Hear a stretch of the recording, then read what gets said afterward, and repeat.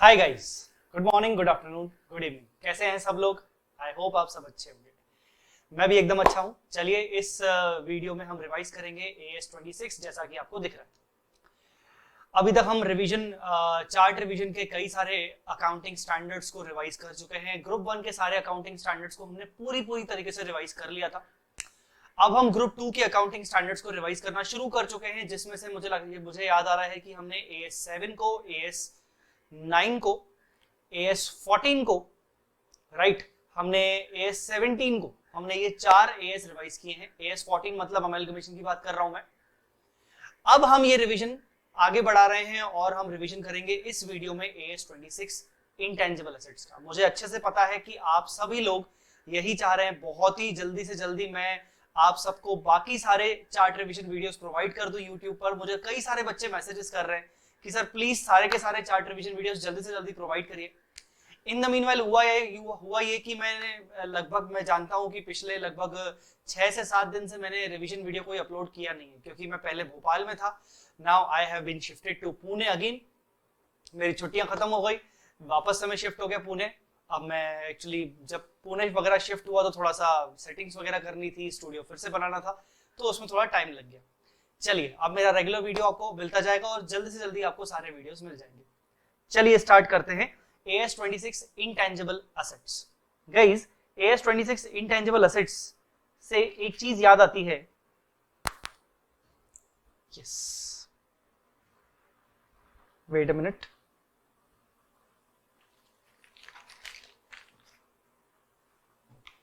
Okay, AS26 intangible asset से ये चीज याद आती है कि AS10 करके जो प्रॉपर्टी प्लांट एंड इक्विपमेंट है वो ग्रुप 1 में अपने एप्लीकेबल होता है, पर उसी से रिलेटेड जो दूसरा स्टैंडर्ड है इंटेंजिबल असेट, जो प्रॉपर्टी प्लांट एंड इक्विपमेंट है, वो टेंजिबल असेट के ऊपर है।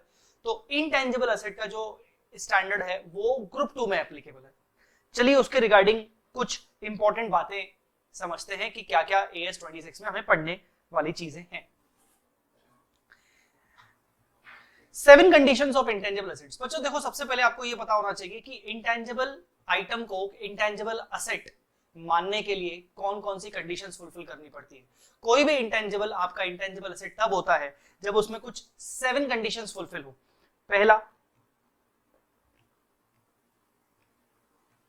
पहला आइडेंटिफाइबल, दूसरा नो फिजिकल सब्सटेंस। आइडेंटिफाइबल मतलब उसकी सेपरेट पहचान हो। मतलब यूं मान लो कि एक अलग आइडेंटिटी। आइडेंटिफाइबल मतलब अलग आइडेंटिटी। जैसे मैं आपको बोलूं कि जय चावला की आइडेंटिटी क्या है, उसके लिए जय चावला को एक आधार कार्ड दिखाना पड़ेगा, तभी वो अपनी आइडेंटिटी प्रूव कर सकता है। तो जय चावला अपनी आइडेंटिटी प्रूव करने के लिए क्या दिखाएगा? कोई ना कोई डॉक्यूमेंट, वो डॉक्यूमेंट दिखाएगा। वैसे ही कोई ना कोई असेट, किसी भी इंटेंजिबल को आप इंटेंजिबल असेट तभी बोलोगे जब वो आइडेंटिफाइबल हो। आइडेंटिफाइबल मतलब उसकी एक सेपरेट आइडेंटिटी है, उसकी एक सेपरेट पहचान है। वो पहचान किसी भी हो सकती है। मे बी हमने एक कॉन्ट्रैक्ट कर लिया, फॉर एग्जांपल मुझे एक टेलीकॉम लाइसेंस मिला गवर्नमेंट से ऑपरेट करने का एमपी में 25 साल के लिए। तो ये जो लाइसेंस है, ये लाइसेंस एक कॉन्ट्रैक्ट है, ये एक आइडेंटिफाइबल चीज है। मतलब ये एक अलग एक कॉन्ट्रैक्ट बनाया गया, ये एक अलग असेट क्रिएट हो सकती है। आई बात समझ में कि नहीं? तो आइडेंटिफाइबल होना जरूरी है। दूसरा नो फिजिकल सब्सटेंस, आप सब जानते हैं कि जिसको हम फिजिकली छू नहीं सकते, देख नहीं सकते। तीसरा नॉन मॉनिटरी। इंटेंजिबल असेट हमेशा नॉन मॉनिटरी होनी चाहिए। नॉन मॉनिटरी मतलब ये मॉनिटरी नॉन मॉनिटरी का जो डेफिनेशन है वो AS11 में भी कवर होता है। मॉनिटरी नॉन मॉनिटरी का डेफिनेशन, नॉन मॉनिटरी मतलब जिसकी वैल्यू फिक्स नहीं है, मनी टर्म्स में जिसकी वैल्यू फिक्स नहीं है। मतलब जैसे डेटर्स होते हैं, कैश होते हैं, क्रेडिटर्स होते हैं, ये सब मॉनिटरी आइटम्स होते हैं। मॉनिटरी आइटम्स मतलब जिसके लिए मुझे पता है कि मुझे फिक्स कैश मिलेगा या फिक्स कैश पे करना पड़ेगा। पर नॉन आइडेंटिफाइबल मतलब नॉन मॉनिटरी मतलब जहां पर फिक्स वैल्यू नहीं होती। जैसे बिल्डिंग हो गया, पर बिल्डिंग तो हम इंटेंजिबल बोल नहीं सकते। जैसे सॉफ्टवेयर हो गया, तो सॉफ्टवेयर की क्या हमेशा वैल्यू फिक्स रहेगी? क्या नहीं, सॉफ्टवेयर की वैल्यू हमेशा फिक्स नहीं रहने वाली, उसकी वैल्यू कम होती जाएगी या बढ़ती जाएगी, वॉटएवर। तीसरा, इंटरप्राइज कैन कंट्रोल, जो अपनी असेट दिखा रहा है उसके पास कंट्रोल होना चाहिए। ये जो कंट्रोल वाला जो पॉइंट है, ये सेम आपका PPE AS10 में भी हुआ करता था। तो इंटरप्राइज कैन कंट्रोल मतलब सीधी बात है ओनरशिप होनी चाहिए हमारी, हमारा कंट्रोल होना चाहिए उसके ऊपर, तभी तो हम उसको अपना एसेट बोल पाएंगे। तीसरा future economic benefits, future economic benefits हम ये एक्सपेक्ट करते हैं कि हमें उससे फ्यूचर में इकोनॉमिक बेनिफिट्स मिलेंगे।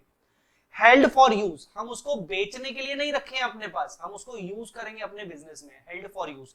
और last cost can be measured reliably, जिसकी हम कॉस्ट को रिलायबली मेजर कर सकते हैं। तो कुल मिला के देयर आर 7 कंडीशंस जिससे आप इंटेंजिबल को इंटेंजिबल एसेट बोल सकते हो। पहला आइडेंटिफाइबल, दूसरा विदाउट फिजिकल सब्सटेंस मतलब नो फिजिकल सब्सटेंस, तीसरा नॉन मॉनिटरिंग, चौथा कंट्रोल, पांचवा future economic benefits are expected to flow, मैंने शॉर्ट में लिखा है, ठीक है ना। उसके बाद सिक्स्थ कौन सा है, हेल्ड फॉर यूज, और 7th cost can be measured reliably. तो ये था अपनी 7 कंडीशंस जो आपको याद रखनी है इंटेंजिबल एसेट्स के लिए, ठीक है। चलिए ये था फर्स्ट नंबर पॉइंट। अब आते हैं अपन एक सेकंड नंबर पॉइंट पे, wait minute.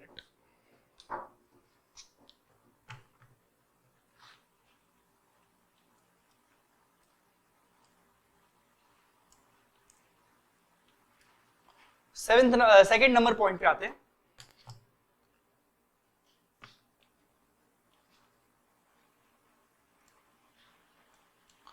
Second number point क्या है, some important terms. Some important terms, क्या इंपॉर्टेंट टर्म्स है भाई? इंपॉर्टेंट टर्म्स जो आपको पता होना जरूरी है। पहला FEB, ये FEB क्या होता है? Future economic benefits. ये फ्यूचर इकोनॉमिक बेनिफिट्स आप कैसे एक्सपेक्ट कर सकते हो, ये होता क्या है? यहाँ पर फ्यूचर इकोनॉमिक बेनिफिट्स मतलब ये कि आप अगर किसी इंटेंजिबल एसेट को यूज कर रहे हो तो आप जानते हो कि फ्यूचर में उसको यूज करने से आपको रेवेन्यू जनरेट हो सकता है या आपकी कॉस्ट कटिंग हो सकती है। तो फ्यूचर इकोनॉमिक बेनिफिट्स मतलब can be in the form of increase in revenue और can be in the form of cost saving या कॉस्ट कटिंग या फिर सेविंग इन टैक्सेशन। आप किसी एसेट को यूज कर रहे हो, आप जानते हो उसको यूज करने से मुझे रेवेन्यू बढ़ेगा, मेरा सेल बढ़ेगा, मेरा ग्रॉस असेट्स बढ़ेगा या मेरा कॉस्ट कटिंग होगा। This can be your future economic benefits. तो ये फ्यूचर इकोनॉमिक बेनिफिट्स का एक्सपेक्टेशन होना जरूरी है।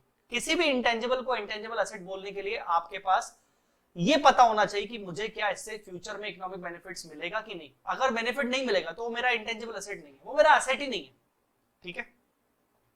आइडेंटिफाइबल जिसकी हम बात कर रहे थे, डिस्टिंग्विशेबल फ्रॉम गुडविल। पहली बात तो आइडेंटिफाइबिलिटी को जब भी आपको देखना हो तो आपको ये देखना है कि भाई ऐसा नहीं कि वो गुडविल है, गुडविल को आप अलग, अगर आप गुडविल की बात कर रहे हैं तो गुडविल भी एक अलग होनी चाहिए। जैसे हम जनरली क्या बोलते हैं कि सेल्फ जनरेटेड गुडविल को हम कभी भी रिकॉर्ड नहीं करते। क्यों? क्योंकि सेल्फ जनरेटेड गुडविल पहली बात तो उसकी कॉस्ट को आप मेजर नहीं कर सकते, दूसरा आपके वो बिजनेस से अलग नहीं है, वो आपके बिजनेस का ही है, ठीक है ना, उसकी अलग से पहचान नहीं है। आपका बिजनेस नहीं तो आपकी गुडविल नहीं। वैसे ही हम परचेज्ड गुडविल को अलग से रिकॉर्ड करते हैं। क्यों? क्योंकि परचेज्ड गुडविल किसी और के बिजनेस की होती है और हमारे बिजनेस से उसका कोई नाता नहीं है। तो बेसिकली हमारा बिजनेस एक अलग है और हमने किसी दूसरे बिजनेस को खरीदा तो हमने उसको एक्स्ट्रा पे किया होगा, तो गुडविल के पे किया होगा, तो गुडविल वो सेपरेट है फ्रॉम हमारा बिजनेस से, ठीक है। कैन बी सोल्ड और रेंटेड एक्सचेंज इंडिपेंडेंटली। आइडेंटिफाइबल मतलब यहां पर यह भी होता है कि सेपरेट पहचान। क्या आप उसको सेपरेटली सेल कर सकते हैं? क्या आप उसको सेपरेटली रेंट पे दे सकते हैं? मतलब ऐसी कोई भी चीज को आइडेंटिफाइबल तभी बोलोगे जब वो सेपरेटली सेल की जा सके, सेपरेटली रेंट पे दी जा सके, सेपरेटली आप उसको ट्रांसफर किया कर सके, उसको आप सेपरेटली एक्सचेंज कर सके, जो किसी दूसरी एसेट से जुड़ी हुई ना हो। मतलब आप उसको सेपरेटली आप उसका ट्रांजैक्शन कर सकते हो, ठीक है। Can arise from contract. ऐसा भी हो सकता है कि आइडेंटिफाइबिलिटी किसी कॉन्ट्रैक्ट से भी अराइज हो सकती है। मतलब किसी कॉन्ट्रैक्ट से अराइज हो सकती है मींस बेसिकली जैसे मैंने आपको बोला कि मुझे गवर्नमेंट ऑफ इंडिया ने टेलीकॉम लाइसेंस दिया, तो टेलीकॉम लाइसेंस मेरी कंपनी को मिला, मतलब मुझे कॉन्ट्रैक्ट मिला कि मैं ऑपरेट कर सकता हूं, तो ये कॉन्ट्रैक्ट हो गया। तो कॉन्ट्रैक्ट को भी आइडेंटिफाइबल बोला जा सकता है, ये एक सेपरेट है। तो यहां पर आइडेंटिफाइबल को बताया गया कि आइडेंटिफाइबल मतलब क्या। तीसरा कंट्रोल। ये कंट्रोल मतलब क्या? कंट्रोल मतलब बेसिकली ओनरशिप से, या तो लीगल ओनरशिप या तो डीम्ड ओनरशिप। लीगल ओनरशिप मतलब मैं इसका लीगल मालिक हूं, मैं उसको बेच सकता हूं, तोड़ सकता हूं, डिस्ट्रॉय कर सकता हूं, सेल कर सकता हूं, रेंट पे दे सकता हूं, ठीक है ना। क्यों? क्योंकि मैं उसका लीगल मालिक हूं और मैं जानता हूं कि मुझे उससे फ्यूचर में इकोनॉमिक बेनिफिट्स कैसे रिकवर करने हैं। या फिर डीम्ड ओनर, कि मतलब मेरे पास सारे राइट्स हैं, ऑल्दो मैं लीगल ओनर तो नहीं हूं, मेरे पास डॉक्यूमेंटेशन ऑन डॉक्यूमेंट्स में ओनर तो नहीं हूं, पर मेरे पास सारे राइट्स हैं, मैक्सिमम राइट्स मुझे दिए गए, डोनेशन के थ्रू दिए गए, गिफ्ट के थ्रू दिए गए, व्हाटएवर, या वो मैंने खरीदे हैं राइट्स, तो जिससे मुझे फ्यूचर में इकोनॉमिक बेनिफिट्स जनरेट करने का पावर है और किसी और के पास नहीं है। मतलब वो कंट्रोल मतलब ये कि अगर मैं बोल रहा हूं कि ये मोबाइल पे मेरा कंट्रोल है, मतलब इस मोबाइल से जितने भी बेनिफिट्स होंगे वो सिर्फ मुझे मिलेंगे, ये मेरे पास पावर है, मैं किसी और को नहीं देने दूंगा। Restrict others from use of asset, मैं दूसरों को रेस्ट्रिक्ट कर सकता हूं कि तुम यूज नहीं कर पाओगे इस असेट को सिर्फ मैं यूज कर सकता हूं। ऑब्वियसली ये सब कब हो सकता है, जब मेरे पास ओनरशिप हो। तो कंट्रोल का मतलब यहां पर कहीं ना कहीं क्या होता है, ओनरशिप होता है। याद रखिएगा जय चावला आपको उस लेवल तक पढ़ा रहा है जो लेवल आपको सीए फाइनल में काम आएगा, ये याद रखिएगा पॉइंट। आप में से कई सारे ऐसे बच्चे हैं जो आज मतलब जो बहुत सारे ऐसे आपके जूनियर सीनियर्स बच्चे हैं जो आज सीए फाइनल में हैं और आज वो मुझसे पढ़ रहे हैं और वो जानते हैं कि यार ये चीज अब रियलाइज हो रही है उनको कि हाँ यार जय सर से हमने जब इंटर में पढ़ा था तो उन्होंने कितना डीप में पढ़ाया था, तो इसलिए हमें फाइनल में काम आ रहा है। ठीक है, चलिए आगे बढ़ते हैं। नॉन मॉनिटरी को मैं बता चुका हूं, फिर भी नो फिक्स्ड और डिटर्मिनेबल अमाउंट, ऐसी कोई भी एसेट जिसका फिक्स अमाउंट ना हो, डिटर्मिनेबल अमाउंट ना हो, वैल्यू कैन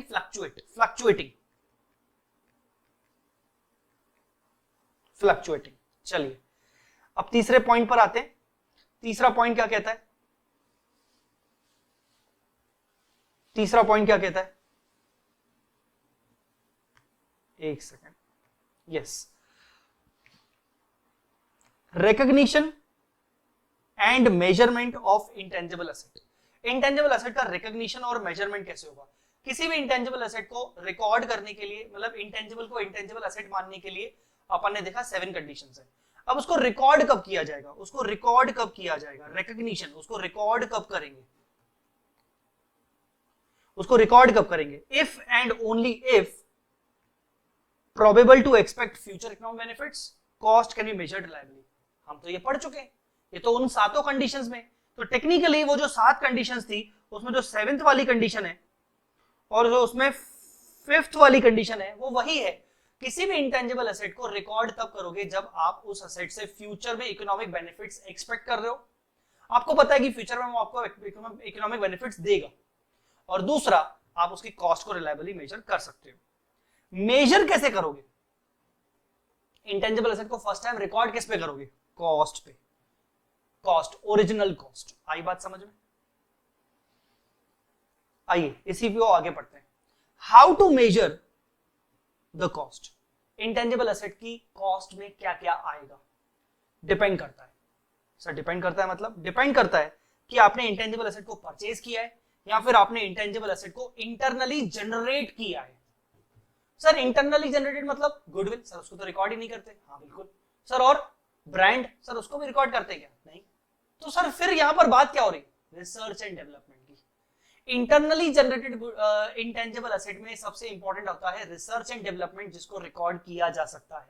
कैसे? आगे पढ़ेंगे अपन इसको। इंटेंजिबल एसेट अगर आप परचेज कर रहे हो तो उसकी कॉस्ट में क्या क्या चीजें आएंगी? डिपेंड करता है कि आपने उसको सेपरेटली मार्केट से खरीदा है क्या। अगर आपने सेपरेटली उसको मार्केट से खरीदा है, तो क्या क्या आएगा? तो ऐसे केस में क्या आएगा? कॉस्ट ऑफ एक्विजिशन मतलब purchase price, duties and taxes अगर रिफंडेबल नहीं है तो नॉन रिफंडेबल, और डायरेक्ट एक्सपेंसेस। आई बात समझ में कि नहीं? डायरेक्ट एक्सपेंसेस मतलब कौन से? ड्यूटीज एंड टैक्सेस के अलावा जो भी डायरेक्ट एक्सपेंसेस, मतलब आप उस असेट को यूज करने से पहले तक के, मतलब क्या बोलते हैं, यूज करने के लायक बनाने के लिए, रेडी टू यूज करने तक के जितने भी खर्चे हैं। प्रोफेशनल फीस आ सकती है इसमें, प्रोफेशनल एंड कंसल्टेंसी,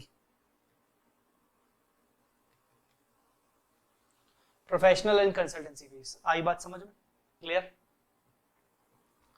अगर आपने इंटेंजिबल एसेट को अक्वायर किया है थ्रू एक्सचेंज ऑफ शेयर्स और सिक्योरिटीज, आपने अपनी कंपनी के शेयर्स और सिक्योरिटीज इशू किए हैं उसके बदले, तो fair value of intangible asset acquired और fair value of securities issued, whichever is more clearly evident.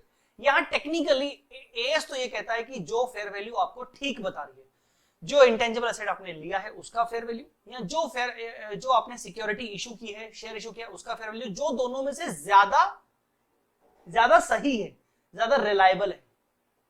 ठीक है, एएस ने ये कहा है। ठीक है, अक्वायर्ड बाय गवर्नमेंट ग्रांट, अगर आपको इंटेंजिबल एसेट गवर्नमेंट ग्रांट के थ्रू मिलती है तो फिर क्या होगा, फिर आपका एएस 12 लग जाएगा जो ग्रुप 1 में था।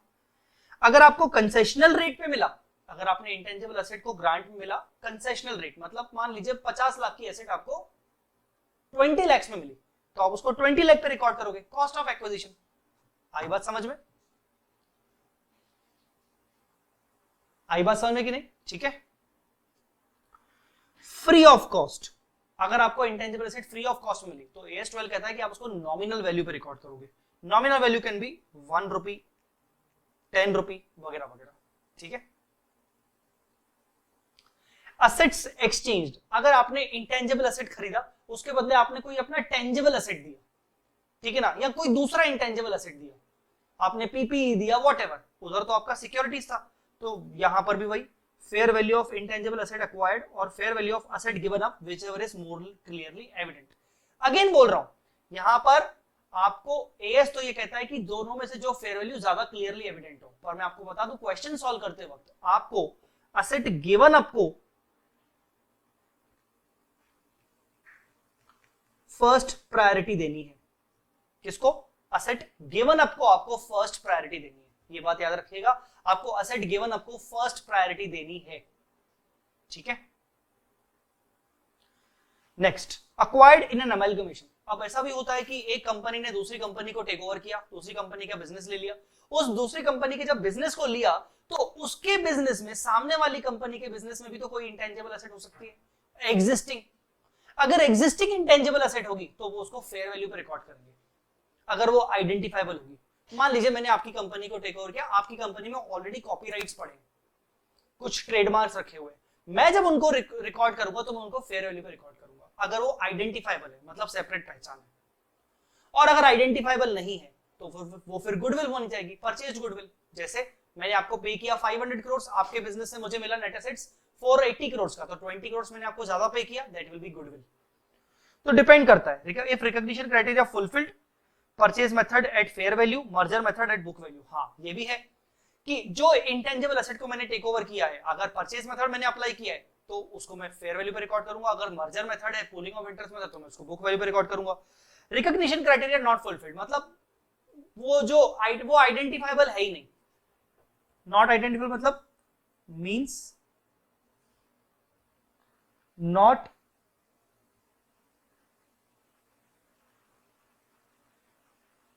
identifiable, means not identifiable, purchase method included in the goodwill, वो फिर गुडविल का पार्ट बन जाएगी, उसको हम सेपरेटली रिकॉर्ड नहीं करेंगे। इंटरनली जनरेटेड इंटेंजिबल एसेट, जिसमें गुडविल आती है तो वो रिकॉर्ड नहीं होगी, गुडविल के अलावा ब्रांड भी आता है तो वो भी रिकॉर्ड नहीं होगा। ठीक है ना, आपकी कस्टमर इमेज है या कुछ है, और ये सब आपका रिकॉर्ड नहीं होगा। Research and development, research and development का क्या होगा? एएस कहता है कि रिसर्च एंड डेवलपमेंट जो खर्चे होते हैं, रिसर्च एंड डेवलपमेंट के जो एक्सपेंसेस होते हैं, कंपनी किसी भी नई टेक्नोलॉजी को फाइंड आउट करने के लिए, कोई न्यू नॉलेज को, ऐसी कोई चीज जो अभी तक फाइंड आउट नहीं की गई है, जिससे फ्यूचर में अगर वो आ गई तो जिससे फ्यूचर में बहुत सारे फायदे हो सकते हैं पब्लिक एट लार्ज में, तो उधर रिसर्च एंड डेवलपमेंट से क्या होता है कि रिसर्च के एक्सपेंसेस होते हैं। Once the research expenses are done, ये देखा जाता है कि रिसर्च सक्सेसफुल हुआ कि नहीं, अगर सक्सेसफुल हुआ तो आगे का डेवलपमेंट स्टेज आगे आता है। रिसर्च फेज के जितने भी एक्सपेंस होते हैं वो हमेशा P&L में जाते हैं, वो आप कभी भी इंटेंजिबल एसेट बुक नहीं करोगे, रिसर्च एक्सपेंसेस को आप कभी भी बुक नहीं करोगे किसमें? एज एन एसेट, रिसर्च के खर्चे। क्यों? क्योंकि रिसर्च टाइम पर आपको ये नहीं पता कि आपका रिसर्च फेलियर होने वाला है कि सक्सेसफुल होने वाला है। But once the research is successful, the development phase will be coming. अब डेवलपमेंट फेज जब होगा तो क्या हम उसको एसेट रिकॉर्ड कर सकते हैं? डेवलपमेंट फेज जहां से शुरू हो रहा है वहां से क्या जितने भी एक्सपेंडिचर हैं हम क्या उनको रिकॉर्ड कर सकते हैं? डेवलपमेंट फेज के जो एक्सपेंडिचर है क्या हम उनको रिकॉर्ड कर सकते हैं अपनी बुक्स ऑफ अकाउंट्स में एज एन असेट? हाँ कर सकते हैं, cost is equal to asset if 6 conditions are met. अब ये टेक्निकली जो ये 6 कंडीशंस हैं, ये 6 कंडीशन इतनी ज्यादा इंपॉर्टेंट है, इतनी ज्यादा इंपॉर्टेंट है तो आपको ये रटनी पड़ेगी। अगर इसके ऊपर थ्योरी क्वेश्चन भी पूछा जा सकता है कि बताइए डेवलपमेंट एक्सपेंडिचर को कब हमें रिकॉर्ड करना पड़ता है एज एन असेट। अगर ये 6 कंडीशन फुलफिल होती हैं तो आप उसको असेट मानोगे, अदरवाइज आप असेट नहीं मानोगे। ये 6 कंडीशंस क्या है? टेक्निकल फीजिबिलिटी, आपको ये चेक करना है कि क्या डेवलपमेंट मेरा कंप्लीट होगा, उसकी टेक्निकल मतलब डेवलपमेंट के कंप्लीशन का टेक्निकली फीजिबल है कि नहीं। मेरा डेवलपमेंट करना और उसका कंप्लीट होना क्या ये टेक्निकली फीजिबल है?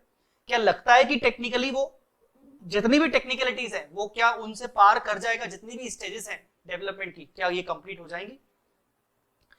कंपनी का इंटेंशन इस डेवलपमेंट को कंप्लीट करने का है भी कि नहीं है? ऐसा तो नहीं कि इंटरनली 2 गुट बने हुए हैं, एक व्यक्ति मतलब एक ग्रुप चाह रहा है कि इसका डेवलपमेंट हो, दूसरा ग्रुप चाह रहा है डेवलपमेंट ना हो, तो ऐसा लगता है यार पता नहीं इसका डेवलपमेंट होगा भी कि नहीं होगा। एबिलिटी टू सेल और यूज, चलो आपने डेवलपमेंट कर भी लिया कंप्लीट, डेवलपमेंट करने के बाद जो फाइनली प्रोडक्ट निकलेगा, असेट निकलेगा, क्या आप उसको यूज कर पाओगे?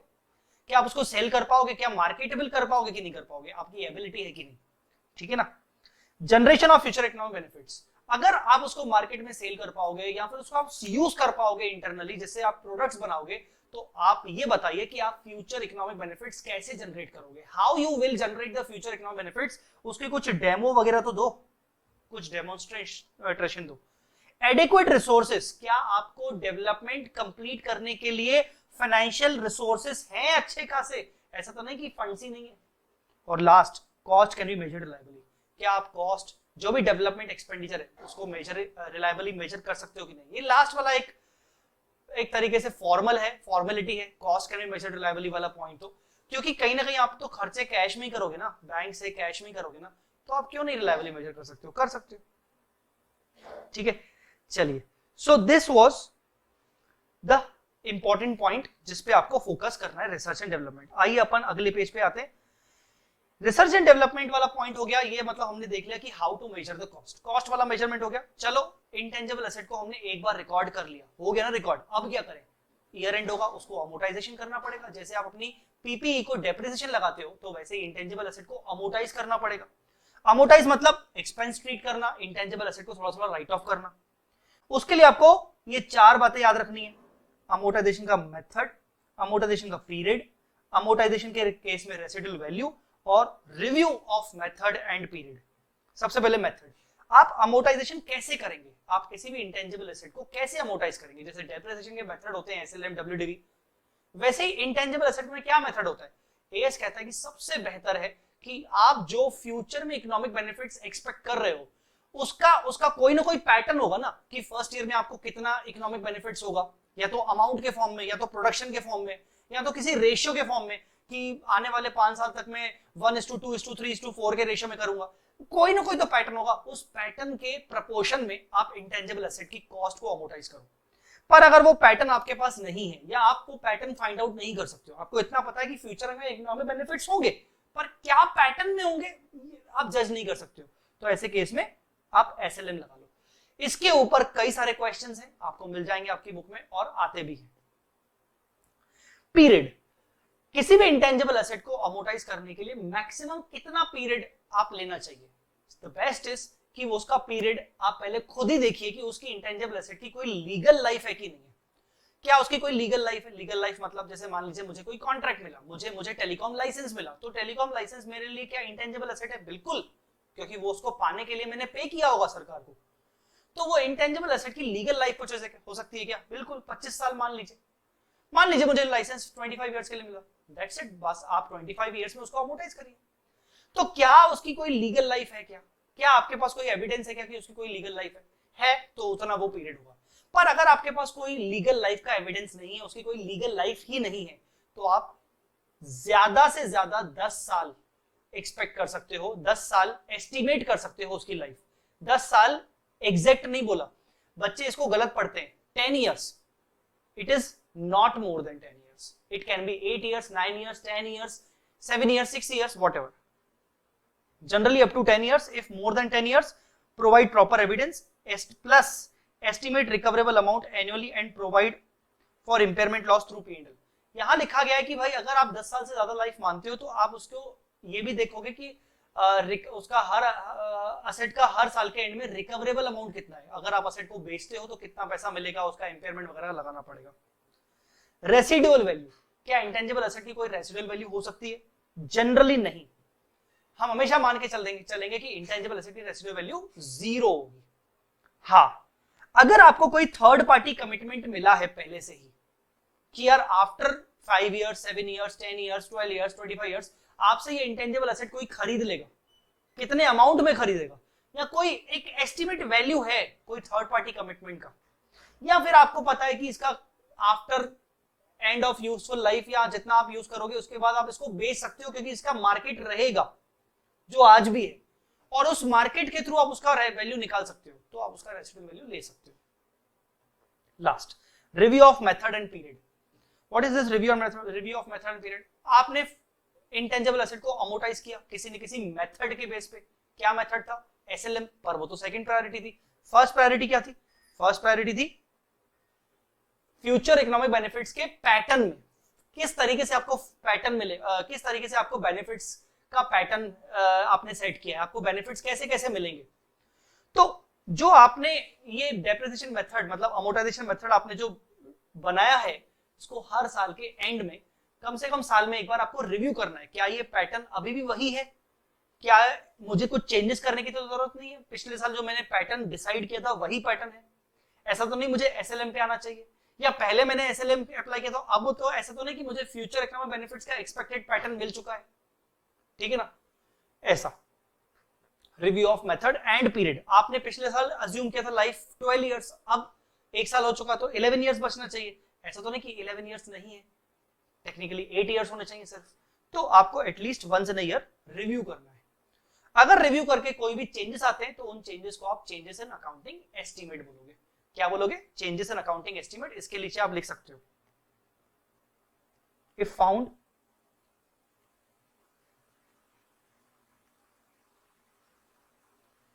any change then treat change in accounting estimate। आपको पता होना चाहिए अकाउंटिंग एस्टिमेट जब भी चेंज होता है तब प्रोस्पेक्टिव इफेक्ट देते हैं। क्या इफेक्ट देते हैं? प्रोस्पेक्टिव इफेक्ट, ठीक है। Last but not the least, other important areas. Subsequent expenditure. क्या इंटेंजिबल एसेट एक बार रिकॉर्ड करने के बाद वापस से उसके ऊपर कोई खर्चे हो सकते हैं? बिल्कुल हो सकते हैं। उसका क्या होगा?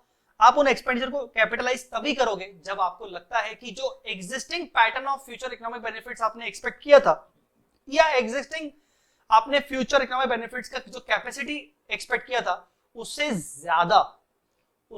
ज्यादा आपको अब मिलेगा क्योंकि आपने उसके ऊपर और खर्चे किए हैं।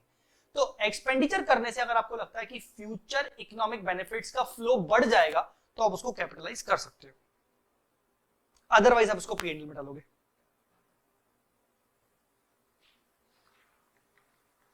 Otherwise PNL. Following are not intangible assets. ये बहुत इंपॉर्टेंट है, इन चारों को याद रखना कि इन चारों को हम कभी भी इंटेंजिबल एसेट नहीं मानेंगे, इनको हम हमेशा पीएनएल में ले जाएंगे। पहला, प्रिलिमिनरी एक्सपेंसेस हमेशा पीएनएल में जाएगा। जिस साल खर्चा हुआ प्रिलिमिनरी एक्सपेंस का वो पीएनएल में जाएगा। जनरली प्रिलिमिनरी एक्सपेंस कौन से होते हैं? Pre incorporation expenses. कंपनी जब इनकॉर्पोरेट होती है उस टाइम के एक्सपेंसेस होते हैं, वो आपके पूरे के पूरे पीएनएल में जाएंगे सेम ईयर्स में। Pre operating expenses, staff training cost, heavy advertisement expense, ये सब जितने भी होंगे ये सब आपके पीएनएल में जाएंगे। आई होप आपको ये पॉइंट समझ में आ गया होगा। इसी के साथ हमारा AS 26 खत्म। सारे के सारे चार्ट रिविजन्स आपको कब पढ़ने हैं याद रखिएगा, एग्जाम के टाइम पे। ये चार्ट रिविजन्स को आप ऑल्टरनेट ना माने कि चलो यार ठीक है हम पहले कभी हमने पढ़ा नहीं है तो हम यार यहीं से कवर कर लेंगे, हमारा कोर्स कंप्लीट हो जाएगा। नहीं, ऐसा बिल्कुल नहीं है, बहुत बड़ी गलती कर रहे हो। अगर आप फर्स्ट टाइम रिविजन कर रहे हो, सेकंड टाइम रिविजन कर रहे हो तो आप इन चार्ट के सहारे नहीं बैठ सकते हो। हाँ, आपने टॉपिक पढ़ लिया है, आपको लगता है कि यार एक बस क्विक रिवीजन चाहिए 10-15 मिनट का, तो आप ये बिल्कुल कर सकते हो। अदरवाइज एग्जाम डेज पे आपको ये चार्ट रिवीजन तो बहुत आपको काम आने वाला है। ठीक है, चलिए नेक्स्ट क्लास में अपन मिलेंगे अगले चार्ट रिवीजन के साथ, अगले टॉपिक के साथ। अभी के लिए इतना ही। Thank you so much, bye bye, जय माता दी, अल्लाह हाफिज, take care, all the best.